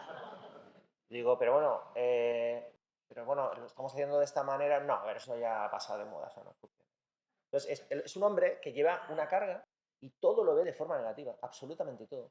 Y a mí me da mucho la atención porque es que como nosotros trabajamos en un espacio público, yo me voy cruzando con gente que tiene todos los caracteres, circunstancias y miradas imaginables, ¿no? Entonces, claro, para mí, bueno, pues es duro, porque al final luego hemos hecho muchos proyectos de investigación, sabemos que en una mesa de 4 ya absolutamente, antes lo sabíamos, ahora lo tenemos científicamente comprobado. En una mesa de 4, la persona alfa condiciona la experiencia de los otros 3. Esto lo sabíamos, ¿eh? Pero ahora lo sabemos por un trabajo que hicimos con varias universidades. Entonces, claro, ¿qué vamos a hacer? Pues si el señor no ha hecho los deberes y se ha comprado entradas para un concierto, se ha vestido para ir a la ópera y se ha ido a ver un grupo heavy nórdico. Pues es que él tendría que haber sabido qué entradas compra. Pero esto es una cosa muy curiosa, que no, habitualmente no lo hacemos. Y no sé por qué en gastronomía esto no se hace. Yo creo que si alguien va a Taporca ya sabe lo que se va a encontrar. A Juan Luis Arzuaga. Para empezar, para empezar. Si alguien va a ver un partido de fútbol, más o menos ya sabe lo que se va a encontrar. Pero en gastronomía la gente tira de forma aleatoria. Quiere un buen restaurante, lo deja en el aire, le hacen la reserva desde un hotel y te puedes encontrar un sitio fantástico con una cocina de producto o te puedes encontrar un lugar que está en búsqueda constante, que además lo dice a los... El último titular que me han hecho en el Diario Vasco es... Titular, ¿eh? Es... O sea, más no puedo hacer, ¿eh? El titular es... Andoni Saduriz, Mugaritz es un sitio raro y caro. Más no puedo hacer. Si me queréis, irse. Trate de Mugaritz para acá que nosotros no te escribiremos mejor. Interesante tema, ahora estudiado también por los neurocientíficos sobre la desviación de la expectativa, ¿no? Y, cómo, y su relación con el placer. Pero no solo hay arqueólogos que han intentado entender o están intentando entender otra función del comer, ¿no? Y su relación con la cultura. También algún clásico, no sé si era Juvenal, que decía, quien dijo, no nos sentamos a la mesa para comer, sino para comer juntos. La socialización, ¿no? Estamos en Andalucía, donde evidentemente, ¿no?, la importancia de la socialización al comer y lo que ello significa, y lo que ello produce y los beneficios que tiene son muy, muy importantes. Sí, bueno, claro, se come por lo general en grupo en la prehistoria porque más bien se comía, se repartían se repartían en el grupo. Quiero decir, a lo mejor no querían comer que el ciervo se comía tanta gente, pero había que repartir, ¿no? O sea que lo del grupo era obligado, porque vivían en grupo y obtenían los recursos en grupo, entonces se compartía la fuerza, ¿no? Bueno, a la fuerza y con gusto, si se quiere, ¿no? Porque había lazos y había vínculos y todo eso, ¿no? Entonces, lo de comer en grupo, pues, y lo de celebrar, lo de convocar, tiene que ver con la familia, tiene que ver con, pues, con con las entidades en general, ¿no? Como hay que comer, muchas veces la reflexión es esta, como hay que comer, pues aprovechemos para celebrar, ¿no? Hagamos de la comida, de nuevo, hagamos de una necesidad fisiológica un acto que tiene otros significados. Pero como eso ya está tan dicho, se ha dicho tanto, y yo soy por naturaleza más bien contreras o tocapelotas, o el adjetivo que tú prefieras. Ahora, he visto la oportunidad, nunca dejo de pasar la oportunidad de llevar la contraria, nunca. Nunca hay que dejarla pasar. Entonces, como has hecho un elogio de la comida comunitaria y de eso, pues yo ahora voy a decir todo lo contrario. Y además, no solamente todo lo contrario, porque me preocupa seriamente. La gente que come sola se siente mal. Y hay que explicar que se come de maravilla sola. Yo he descubierto el placer de comer solo. Toda mi vida comía acompañado con los niños, de comer. Luego comía en el trabajo, en la facultad, allí rodeado de gente. O sea que he pasado en las excavaciones y tiene grandes momentos. Pero no hagamos de la soledad en la comida, muchas veces no le pongamos una carga de tristeza a eso. O sea, da pena, pobrecillo, está comiendo solo. Se está pasando de puta madre. O sea, ¿pero por qué? Que muchas veces dirigimos nuestra consideración y nuestra compasión hacia personas que están disfrutando. O sea, hay mucha gente que merece nuestra compasión y ayuda, ¿no? Pero lo de comer solo, o sea, desterremos ya de una vez por todas la imagen. Hay gente que no se atreve, dice, yo iría, pero claro, para comer solo, ve a comer solo. O sea, yo noto que el españolito, el español, le cuesta, le da vergüenza, incluso vergüenza. Pero claro, ¿cómo ir a comer solo? Pues divinamente. Entonces, hay mucha gente que sufre o que necesita a alguien para ir a comer, ¿no? Entonces, como todo el mundo parece que se ha puesto de acuerdo en que la comida es un acto social y tenemos que ir todos a comer y todos juntos, y eso es alegría y es solidaridad y es compañerismo y es muy divertido, entonces parece que el que come solo, pues claro, es un desgraciado, es un perdedor, no sé, lo peor, lo peor. Entonces yo frente a eso reivindico. Tengo que decir que sin ir más lejos, aquí en Málaga, sin ir más lejos, estuve comiendo post frente a la catedral, tranquilamente ahí solito viendo la catedral, y yo pensaba, ¿por qué yo no estoy aquí? ¿Qué le cuesta esto? O sea que reivindiquemos también al que va a lugares o a donde le dé la gana y come solo con sus pensamientos, disfrutando, mucho mejor que con los cuñados a veces. Se puede comer solo divinamente, pero es que yo noto una coacción social como una presión, de forma que el que come solo es un perdedor. No tiene pareja, no tiene nada. O sea, es un desgraciado, pobrecillo. Me hace toda nuestra... ¿Tengo razón o no? Sí, toda. Cualquiera te dice que no. Mira, que yo te escuché en una ocasión, dijiste, esto no es mío, pero no hay nada peor que levantarte por la mañana, mirarte en el espejo y darte cuenta que no eres tu tipo. ¿Por qué digo esto? Digo esto porque viene a colación. Hace poco leí un trabajo que hicieron en Harvard, un estudio donde cogían a diferentes personas y las colocaban en una caja en blanco, con una silla, y les decían, mira, usted puede estar desde 5 minutos a media hora, más o menos. No, cogerlo con pinzas esto, ¿eh? Entonces era un estudio sociológico, entonces le invitaban a la gente se sentaba, y bueno, se dieron cuenta que la media eran como 8 o 9 minutos. Y el texto de la referencia un poco del artículo en cuestión que yo leí venía a decir, era tan poco tiempo porque es muy difícil estar demasiado tiempo con alguien a quien no conoces. Entonces, claro, si es maravilloso comer solo, si tú eres una persona que te interesas a ti misma. Sin más.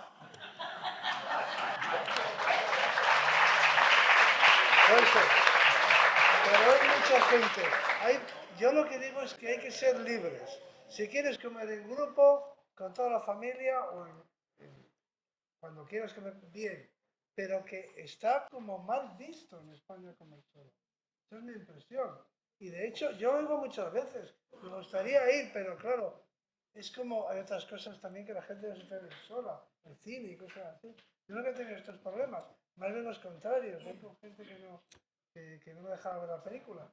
Pero, pero que es que lo de comer solo, yo os invito, que bien se está. Si pides un vinito, por favor, póngame un vinito. Aquí póngame un blanco. Se lo bebes, tal. Igual lo que hay que hacer es lo contrario, ¿no? Es decir, mira esa mesa, están esos 8 ahí comiendo juntos porque no saben comer solos. Son pensamientos. Una de las veces que me he emocionado, que por suerte he tenido el privilegio de emocionarme en Mugaritz, no fue por una cosa que comí, sino por Una cosa que pasó. una cosa que pasó y donde con todas de mesas que no conocíamos de nada, en un momento dado nos sentimos como una comunión. Comunión, ¿no? sí. Una comunión. Y eso es muy potente. Cuéntalo. Bueno, esto, a ver cómo lo hago. Esto era sacábamos un mortero metálico, poníamos unas caliente, poníamos unas semillas, poníamos un poquito de azafrán, unas especias, un poquito de pimienta, invitábamos a la gente a que aquello lo majara. Entonces, se majaba. ¿Por qué? Porque muchas veces cuando el hecho es que si tú majas, según qué cosas majes en la cocina, pierdes ese momento mágico de reventar algo y que te salta a la nariz el aroma, ¿no? Entonces dijimos, bueno, esto lo tienen que hacer ellos. Y elegimos unos morteros muy bonitos porque lo primero que sale es la pieza que parece una escultura apoyada sobre una madera, no sabes qué está pasando, luego ya ves que llega el mortero, te invitan a aquello a darle, ¿no? Pasó que vino una mesa de, si no recuerdo mal, eran mexicanos, que quizá eran 15, y claro, montaron un Cristo allí con los cencerros estos y se olía desde la cocina. El aroma se olía desde la cocina. Y entonces dijimos, aquí está pasando algo que lo podemos aprovechar. Este es un plato, depende en qué cultura, una sopa, porque era una suerte de sopa. En Japón la sopa miso se come al final. En nuestra cultura es donde se come al principio. Es decir, es un plato que es bastante, en ese sentido, bastante flexible. Entonces esperábamos a que llegara la última mesa, a ellos se los sacábamos al principio y el resto donde estuviera. Unos más hacia el final, otros más hacia el medio. Pero claro, yo suelo explicar que en un restaurante creativo nosotros dejamos a la gente en mesas a la deriva. Cada uno está en su mesa, centrado en lo suyo, en su conversación, en sus pensamientos, en sus reflexiones. Y muchas veces no levantas la cabeza y no te fijas en lo que está pasando alrededor. Había un momento donde, claro, al estar todo el comedor con aquel artefacto haciendo lo mismo y se hacía una suerte de coro, porque además la gente le daba y entonces se animaban y los de al lado le daban más y los de al lado le daban más, gente de todo el mundo que no se conocían de nada levantaban la cara y tomaban conciencia que estaban participando, que estaba sucediendo una comunión, que estaban participando de algo inédito todos juntos, ¿no? Y realmente se notaba en el ambiente, se generaba una situación muy bonita. Se notaba en el ambiente. Piel de Era pollo, un ambiente de euforia el que se vivía. Bueno, Estallabas en risa, sí. una especie de risa floja que te Sí. entraba y de repente... Es Yo me emocioné, aún me emociono. Es la única vez que yo he visto, con esa secuencia, es la única vez que he visto levantarse una mesa, o sea, espontáneamente, ponerse a aplaudir y contagiar a las mesas de alrededor y levantarse todo el comedor y ponerse a aplaudir. Es la única vez que lo he visto. Pero bueno, supongo que porque era poco visto, porque era como inédito, porque no es... Si ahora te lo intentan hacer en otros sitios, seguramente ya no te hace gracia. Pero, permitidme, ahora yo voy a adoptar el punto de vista contrario. Qué raro. O sea, se lo dije a Andoni en Mugaritz, pero no me escuchó. La gastronomía, un restaurante, tiene algo mágico, que voy a decir en qué consiste, que solamente se produce en otras circunstancias. Cuando tú estás en una cafetería, por ejemplo, o en un lugar público, con una persona de la que estás enamorado, todo se difumina, no ves nada alrededor. O sea, si lo hiciéramos cinematográficamente, veríamos a dos personas que entran a un restaurante lleno de gente y vemos en esta sala, por ejemplo, y vemos las caras, o sea, todo perfectamente nítido. Entonces, las dos personas se sientan, la tontería esa, empiezan a hablar entre ellas, empiezan a conocerse, empiezan a mirarse, y yo, si fuera un director de cine, iría difuminando, iría borrando el resto, hasta que al final ya no se ve nada, todo es informe y solo quedan dos seres, y son los que están hablando, porque el amor hace que todo alrededor desaparezca. También, por lo menos a mí, me ha ocurrido bailando, sobre todo bailando con una persona querida, ¿no?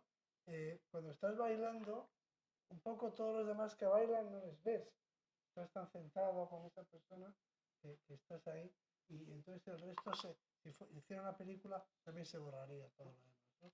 Pero en un restaurante te pasa eso. O sea, que tú llegas a comer, bueno, pasa eso, que eso está dramático, porque cuando estás esperando para sentarte, es que te molesta todo lo que tardan en terminar los que están sentados. Pero cuando eres tú el que estás sentado, no ves a los que están haciendo la cola, porque no existen, ¿no? Tengo un amigo que cuando se pone a comer y la cosa me hace la pena, dice, bueno, chicos, hasta luego, ¿eh? Se centra en la comida, no habla con nadie. Pero en todo caso, cuando tú estás en una comida, disfrutando en una mesa, las otras mesas no las ves. Si estás mirando a las otras mesas, si estás mirando en el baile a las otras parejas, si estás en la cafetería mirando a los otros que están en las otras mesas, que no estás enamorado. Es que no estás enamorado. Entonces, la gastronomía, pero la gastronomía desde la más humilde, de una paella o unas, no sé, o cualquier plato más, luego fritos con chistorra. En fin, cualquier clase de gastronomía, a mí me produce el efecto de borrado del mundo. O sea, estoy yo, seres amados, no siempre como solo, personas, hijos, los huevos, la chistorra y el resto del universo desaparece. Y eso es magia, porque antes estaban y de pronto ya no están. Entonces, eso solo me ocurre a mí, una vez de nuevo la comparación, me ocurre con el amor y con la comida. Bonito, muy bonito. Es así. Saltamos a otra, para acabar ya, para ir terminando. Vuelvo a la acepción primera de cultura, cultivo, agricultura. Relación gastronomía, incluso gastronomía creativa, liderazgo en la gastronomía, etcétera, y cómo tenemos nuestro mundo rural, nuestra España vaciada, nuestros, al final, campesinos, etcétera. ¿Cómo tienen que ser esas sinergias en el futuro? ¿Hacia dónde vamos? Bueno, pues no lo sé porque no soy un gurú ni un profeta ni pretendo serlo, pero tenemos un problema. Lo que ha vaciado el campo ha sido la mecanización, en resumidas cuentas.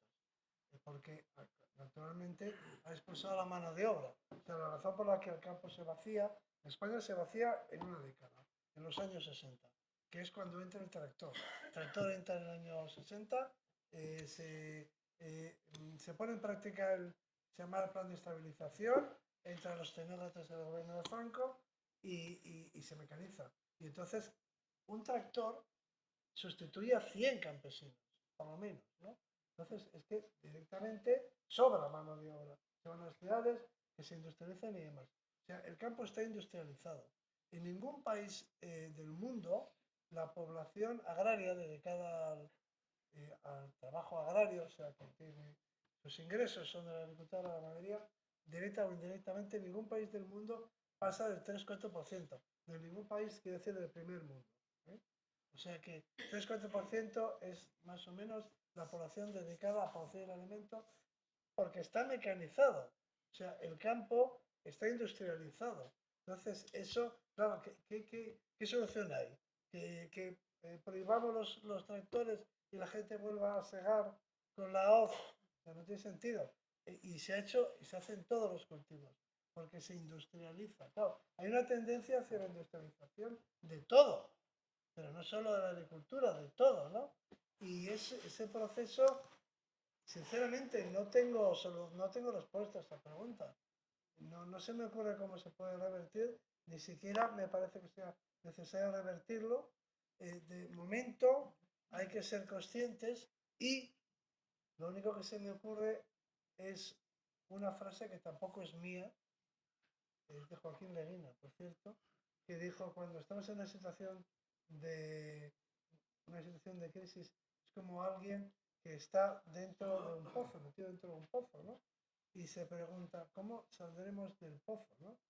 Y entonces la respuesta es: de momento, no sigas cavando. O sea, de entrada no sigas cavando. Luego ya veremos si podemos salir. Pero es que seguimos cavando. O sea, ¿cómo saldremos de aquí? Pues no sé. Pero para ya de cavar. Para de seguir bajando en el pozo. Bueno, yo compartir una idea, ¿no? Estos días yo no como solo, pero iba conduciendo solo y pensaba Porque eres un acomplejado. Porque soy un acomplejado. Porque no sé ir en un coche lleno de gente, o al revés. Y pensaba que todavía es muy tentador pensar que los desafíos a los que nos enfrentamos tienen que ver con la inteligencia artificial, cómo hay que legislarlo, de qué se va a ocupar, que no debemos dejarle que toque. Y conozco gente que está en Europa dando su opinión antes de bueno, pues la gente que tiene que legislar eso, ¿no? Entonces siempre es muy tentador poner la vista en lo más avanzado, ¿no?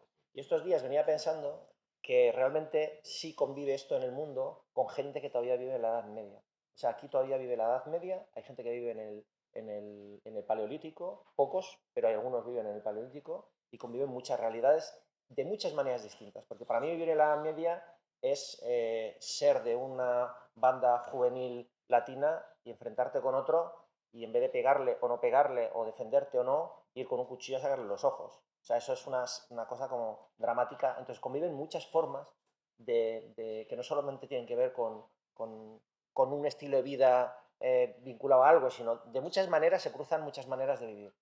Entonces, en el ámbito de la alimentación pasa una cosa muy curiosa. Ahora estamos viendo cómo están todos los fondos de inversión echando dinero por castigo y no con la idea de que tenemos que generar proteínas de laboratorio, que las hay de todo tipo, las hay de pescado, de marisco, las hay de pollo, hay de ternera, y porque de alguna forma, y de pescado de todos los tipos que nos imaginemos, de alguna forma lo que están planteando es que así evitaremos consumir metales pesados, así vamos a aligerar un poco la carga sobre el planeta. Entonces estamos apostando por eso, básicamente por eso. Y mientras la gente está apostando por eso, está absolutamente fascinada con eso y con lo que trae y con lo que viene, que por cierto, tengo que decir que todo eso acabará siendo comida ultraprocesada. Esto es muy importante, porque esto es lo que nadie está contando. Son alimentos ultraprocesados. Cuando tú coges a una señora que ha invertido, está al frente de CEO de una compañía que está invirtiendo mucho dinero en hacer soja modificada genéticamente para hacer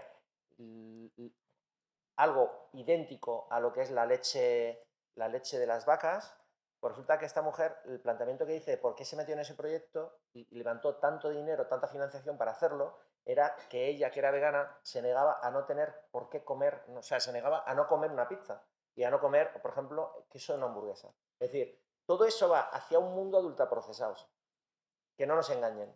Pero lo más curioso es que Naciones Unidas, la FAO, viene advirtiendo que en los últimos 100 años se han perdido 1000 razas de animales domesticados desde el Neolítico que han acompañado a las diferentes comunidades en todo el mundo, que están asociados a territorios que nos han alimentado durante 10, 12, 14, 15.000 años, que se están perdiendo a una velocidad pasmosa porque nos dejamos seducir por un futuro que hay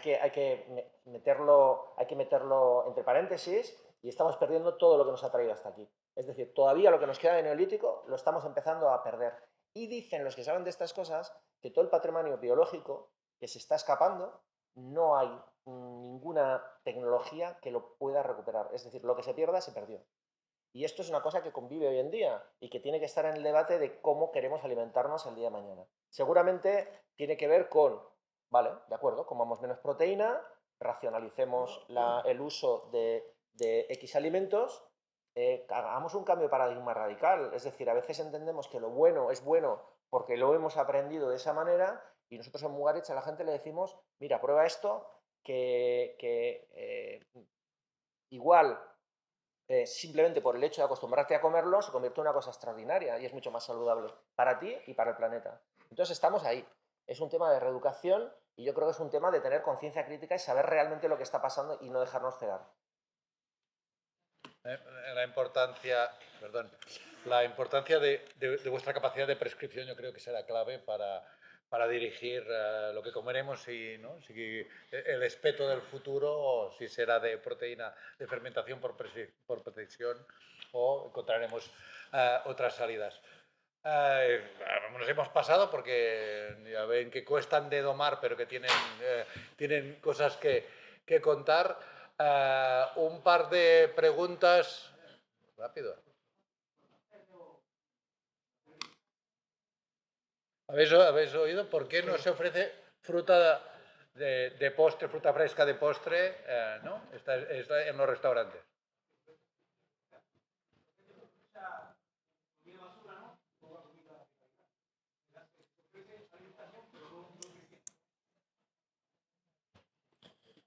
Bueno, pues me lanzo yo. Mira, yo tengo un restaurante que no da postres, o sea que tampoco voy a dar fruta, pero te voy a explicar una cosa que es importante. Seguramente los restaurantes que ofrecen fruta no amplían las posibilidades de ofrecer mucha más fruta o más platos de fruta porque igual no son los más demandados. Este es el problema. Yo me acuerdo que hay un pastelero muy bueno que es Paco Torreblanca, que este hombre siempre me decía, mira, cuando voy a dar un curso en Italia y hago las campanas de caramelo y hago fantasía y hago postres muy, muy vistosos y tal, se me llena la sala y no entra más gente. Al día siguiente doy un curso sobre mousses que te van a ayudar desde el punto de vista técnico a que no tengas nunca más un problema con una mousse o con un helado, barra con un helado, para que puedas hacer siempre helados perfectos y me vienen 3. O sea, es decir, vivimos en un mundo que es así, así de paradójico. Yo creo que la gente piensa que muchos cuando salen a no ser que vayas a un menú del día, cuando tú vas a un restaurante es un hecho excepcional. Y muchas veces vas a comer lo que no puedes comer en casa. Entonces, fruta puedes comer en casa. Yo creo que puede ir por ahí, ¿eh? Sí, sí, estoy de acuerdo, sí. Pero luego está la...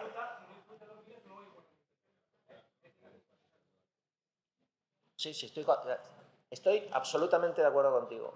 Pero luego, a la hora de la verdad, la gente no pide fruta. Yo creo que la idea de comida ordinaria, comida extraordinaria, sea en restaurante o no, creo que es una parte clave. Evidentemente, los restaurantes de menú, las escuelas, los comedores escolares y también en casa tenemos que comer mucha más fruta de postre. De todas maneras, seguro que Andoni ya se lo toma como un reto y a ver si es capaz de darle una vuelta, aunque luego cuando le dé la vuelta será una marcianada lo que les hago, seguro. Sí, felicidades a los cuatro por hacer tan ameno la tarde, ¿verdad? Fernando ha dicho al principio de su presentación una frase que me ha dejado muy pensativo y tenía mucha curiosidad de ver lo que pensabais y cuáles son los elementos. Has dicho, Andalucía tiene una de las gastronomías más importantes de España. Y yo digo, la pregunta es, ¿y por qué no de Europa? Y la otra cosa, ¿y por qué no del mundo? Entonces mi pregunta es, según vosotros, ¿cuáles, según vuestro criterio, aquellos elementos que hacen que esa frase pueda ampliar su geografía? No, yo de gastronomía no puedo decir mucho, pero sí un poco de arqueología. Y a mí en el mundo de la arqueología, antes la gente se centraba en el monumento o en el yacimiento, lo que sea, ¿no? Entonces, ahora cada vez más, a la hora de valorar turísticamente o el atractivo, en fin, de evaluar, ¿no?, la importancia de un monumento o un yacimiento. Entonces, antes se valoraba el yacimiento, el monumento o el yacimiento en sí mismo, aislado, ¿no? Entonces, ahora ya no se puede separar del entorno. O sea, una ciudad romana merece la pena visitarse, pero no solo por lo que contenga, sino por el lugar en el que se encuentra. O sea, tiene un contexto. Las cosas tienen un contexto. Entonces, lo mismo sucede con los restaurantes y con todo en la vida. Pero igual que es difícil encontrar una ciudad romana que supere por ejemplo, a Bolonia, en Cádiz, no porque no haya ciudades mejores y más espectaculares, sino por la bahía en la que se encuentra, ¿no? Bailo Clodia, pues eso te da una dimensión que el objeto en sí, a lo mejor, un valor añadido al objeto en sí. ¿A qué venía todo este rodeo? A que yo la gastronomía la veo en un contexto. O sea, a mí me cuesta trabajo esto, me dicen, ¿y a usted qué restaurante iría? Es una cosa que incluso con un premio de gastronomía que gané, el premio era elige el restaurante. Entonces, a mí me parece bien las estrellas que tenga y las valoraciones, pero yo me pregunto, ¿dónde está? ¿Está en una bahía preciosa? ¿Está en un lugar maravilloso? ¿Está en un caserío espléndido? ¿Estás viendo el litoral y al lado unas ruinas romanas extraordinarias? Es decir, no me hables solo del lugar en sí y del contenido, del objeto, sino relacioname el objeto, dale un sentido a ese objeto, situándolo en un entorno, en una cultura. Entonces yo creo que Andalucía tiene las dos cosas, pero mi consejo sería que no nos centremos solo en lo que hay dentro del restaurante, en la sala, en el interior, sino que esto, y además aquí ya intervienen las administraciones, lo hace más complejo, ¿no? Porque dentro de la sala manda el cocinero, fuera de la sala a lo mejor los permisos municipales y otras variables. Pero que, igual que un arco romano no es lo mismo donde esté, su propio valor arqueológico cambia, ¿eh? Porque estos monumentos tienen sentido en un contexto histórico, geográfico, fuera de él, o sea, no son trasplantables. Tú no puedes, yo creo que un restaurante no debería ser trasplantable. Igual que el arco, por no sé, de Medinaceli, tiene que estar en Medinaceli y lo tienes que ver desde el Júcar. Y si no, no tiene sentido, pues digo yo que a lo mejor un restaurante que está en Ronda, pues tiene que estar en Ronda y tiene que estar en ese contexto, que no puedes cogerlo, extraerlo ahí e implantarlo en otro sitio. O sea que el restaurante, como decía Ortega y Gasset, el restaurante es él y su circunstancia. Entonces, Andalucía tiene muchas circunstancias. Y eso, mi consejo, si queréis que haga una aportación, mi aportación es que pongáis el restaurante y la gastronomía en el contexto cultural, histórico, monumental, artístico, etc. Y yo creo que en eso no tiene rival Andalucía. Yo no entiendo de cocina. Puede haber un restaurante que sea mejor que uno que esté en la plaza de San Nicolás de Granada, en el Mirador de San Nicolás. Puede haber uno que den comida mejor, pero que tenga esa vista no. Entonces, mi consejo es que Andalucía tiene el patrimonio, tiene el Mirador de San Nicolás, los Miradores de San Nicolás. Si ponéis ahí la gastronomía, lo tenéis todo. No puedo hacer.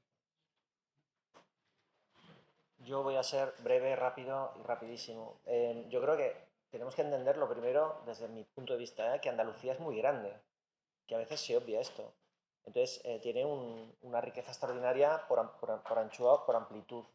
Pero es que además luego acumula tal patrimonio histórico. Aquí es que está muy marcado, ¿no? Aquí esto ha sido Al-Ándalus, esto ha sido tantas cosas, ¿no? Ha sido Roma, ha sido tantas cosas, ¿no? Más todo lo que ha querido ser después de Andalucía. A mí me gusta mucho Andalucía, me gusta mucho el sur, vengo todo lo que puedo. Y quizá te diré que más allá de que tiene algunos de los restaurantes creativos más interesantes de Europa, o sea, se pegan con cualquiera en Europa, cuando bajamos de los restaurantes de alta cocina, bajamos a una cocina mucho más general, yo, y esto lo digo y no me importa decirlo, no sé si Andalucía es la que tiene los que más, pero sí es de los lugares que tiene la mejor relación calidad-precio de toda Europa, pero de largo. Pero de largo, ¿eh? Tú comes aquí, gloria vendimia, que diría Ángel León, tú comes aquí cosas que te mueres, que en otros lugares costarían 20 veces más. Y yo creo que si te gusta comer, y en otros lugares no se cocina así, no te encuentras estos restaurantes, no te encuentras esos productos, pero cuando te los encuentras a millón, y aquí están accesibles. Es un súper privilegio, vamos. Yo, además, perdón, sí, un momento. Yo quiero decir solo porque de esto sí que entiendo, de otra cosa en el mundo no, pero esto sí que entiendo, además de reafirmar absolutamente, podríamos hablar mucho de cómo el sabor, o sea, cómo el entorno, las circunstancias, el paisaje, el patrimonio, la cultura, son potenciadores, los mejores potenciadores del sabor que existen, y esto no es una figura poética, en absoluto. ¿Eh? También lo que ha dicho evidentemente Andoni, pero por trabajo que no por cuna. He tenido la suerte de ir a los mejores restaurantes del mundo, como Andoni, y de visitar, y durante un tiempo tuve esa obsesión de visitar las culturas alimentarias más importantes del mundo, ir a ver a los productores, a ver a los cocineros, pero también a comer en las casas, etcétera, etcétera, etcétera. Sin lugar a dudas, Andalucía es uno de los mejores sitios para comer en el mundo, porque te has dicho en España, pero ¿qué sitios hay buenos para comer en el mundo? España está en la parte de arriba de todas las listas, evidentemente, pero es así. No solo esto. Ahora, en el mundillo, cuando nos dicen, del mundo ahora voy a hablar, cuando nos dicen, ¿qué lugar está ahora especialmente interesante? Y te aseguro que hace 2 días estábamos en un corrillo así y decíamos, ahora lo que está especialmente interesante es Andalucía. Y no es haceros la pelota en absoluto, pero prometo que es real. Solo tenía que decir esto porque es verdad. No, yo te iba a decir a esa pregunta también, que para que tenga esa valoración en el mundo, pues también hay que darlo a conocer y la gastronomía andaluza, igual que la española, tiene muy difícil exportación. Es decir, precisamente por lo que ellos están hablando. Hay que venir aquí a conocerla aquí y vivirla aquí. Algo tan simple, tan directo, tan claro como es la cultura del tapeo que tenemos, pues si no la vives en Andalucía mismo, llevarla afuera no tiene sentido, ni lo ha tenido, y de hecho la cocina española fuera de España pues todavía le falta muchísimo peso para ser para ser una de las más importantes que hay, pero tiene muy difícil exportación, no tiene la facilidad de un sushi o la facilidad de una pizza y llevarla donde quiera, y creo que por eso quizá solamente se pueda experimentar aquí y sacarla de aquí sea más complicado y no lleguemos a esa amplitud de la que tú hablabas. Una reflexión. Estamos en Málaga, estamos en el Mediterráneo, estamos hablando de cultura, estamos hablando de gastronomía y se nos olvida hablar de un alimento que está hoy muy vilipendiado, sobre todo por los medios sociales, que es el zumo de las aceitunas. Me gustaría preguntarle a Andoni si en el restaurante cuántas referencias de vino tienes y cuántas referencias de aceite tienes. Y si en la carta, en el menú, igual que se hablan de productos que vienen de China, de Japón, pones en el enunciado elaborado o utilizamos aceite de oliva virgen extra, variedad tal, procedencia tal. Yo creo que eso es una cosa muy importante, que tenéis que dar esa información desde vuestro restaurante en general. Bueno, nosotros tenemos otras maneras de poner nuestro granito de arena. Si yo cada vez que un productor me reclama su cuota de representación en una carta, para hacer una carta necesitaría un libro, porque eso mismo se le puede aplicar a cualquier producto. Nosotros sí tenemos diferentes variedades de aceite y tenemos, curiosamente, además, un chico que colabora con nosotros, bueno, que lleva muchos años trabajando y fue jefe de cocina en Mugaritz. Él es de origen, es de Almería, pero tiene familia en Jaén y hacen un aceite, y es el aceite, uno de los aceites que consumimos. Van entrando, van saliendo aceites, pero la gente normalmente, tampoco tenemos tantos vinos, pero sí, es verdad, tenemos muchos más vinos, exponencialmente tenemos muchos más vinos que tipos de aceite, ¿no? Pero es que la gente nos pide más vino que aceite, también te lo tengo que decir. Entonces, bueno, ¿hay trabajo para hacer? Sí. ¿Tenemos que seguir empujando? Absolutamente, tienes toda la razón. También te voy a decir una cosa, yo no solamente me quedaría con lo que falta por hacer, sino recordaría todo lo que se ha hecho y se ha hecho bien. En el País Vasco, yo de niño no vi nunca aceite de oliva. Yo tampoco. En mi casa solo había Yo tampoco. aceites de semillas y baratos, y en la época de mis abuelos había manteca. En mi casa solo comemos AOVE. O sea, mi hijo, el de toda la vida, dirá que en el País Vasco de toda la vida se tomó aceite de oliva virgen extra. Que se han hecho muchas cosas bien. Bueno, vamos a pensar que sí tenemos que seguir haciendo cosas mejores, pero se ha hecho un gran trabajo. Bueno, señores, va.